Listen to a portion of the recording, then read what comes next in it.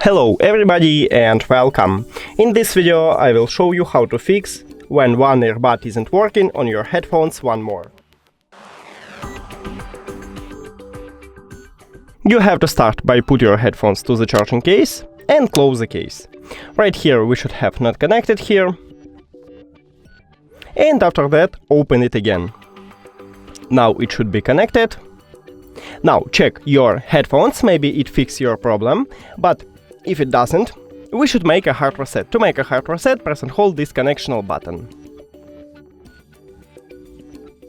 Here we go.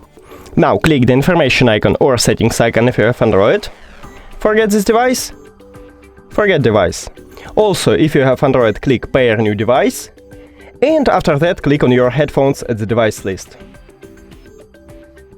We did it! Thank you for watching this video. If you found it helpful, please consider subscribing to the channel and leave the like on the video. It's really important to us. See you later!